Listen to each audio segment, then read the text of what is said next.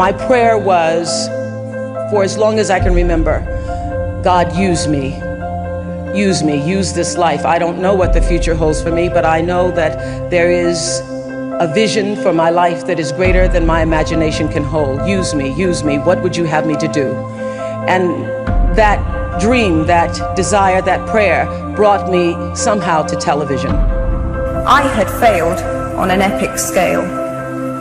An exceptionally short-lived marriage had imploded, and I was jobless, a lone parent, and as poor as it is possible to be in modern Britain without being homeless.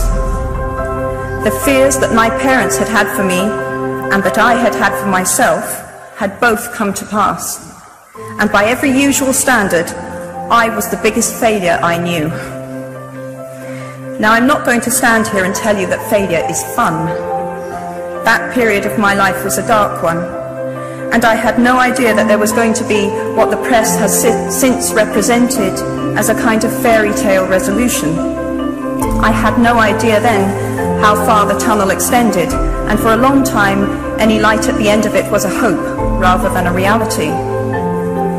So why do I talk about the benefits of failure?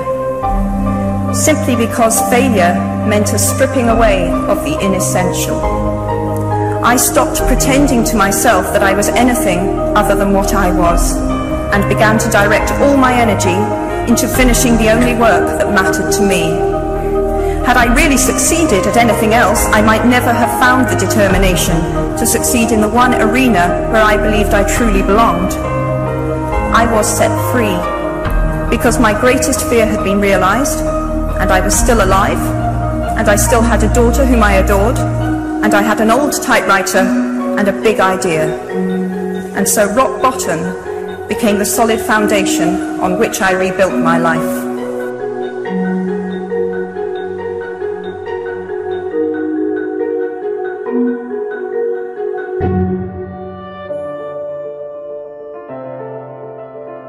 If I should have a daughter, she's gonna learn that this life will hit you hard, in the face, wait for you to get back up just so it can kick you in the stomach. But getting the wind knocked out of you is the only way to remind your lungs how much they like the taste of air. There is hurt here that cannot be fixed by band-aids or poetry. So the first time she realizes that Wonder Woman isn't coming, I'll make sure she knows she doesn't have to wear the cape all by herself. Because no matter how wide you stretch your fingers, your hands will always be too small to catch all the pain you want to heal. I want her to look at the world through the underside of a glass-bottomed boat, to look through a microscope at the galaxies that exist on the pinpoint of a human mind, because there'll be days like this.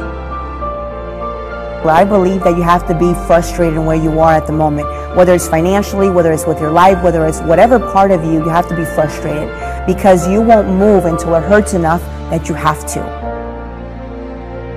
I think that what we have to hold on to is the value of what we're doing and why we're doing it, and the struggle that we are in and that we continue to be in and will remain to be in. We do that because it challenges us, and that pushes us to be more and better. Is it difficult? Yes. Is it going to continue to be difficult? Absolutely. And if we didn't have that, we would not be able to achieve the things, that we do, even if they're small steps. Now, the night I graduated from Sevier County High School, we were all asked to stand up and talk about what we were going to do with the rest of our lives, and everybody had a different story. And when it came my time, I stood right up there and said, I'm going to Nashville and I'm going to be a star. Well, the whole place laughed out loud, and I was so embarrassed, because I thought, well, how odd, why is everybody laughing? Because that's what I'm going to do. But as bad as I felt at that moment and as embarrassed as I was, it did not shake me from my dreams.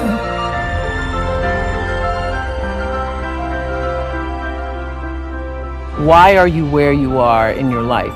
The choices that you have made have been because of what you believe to be true for yourself.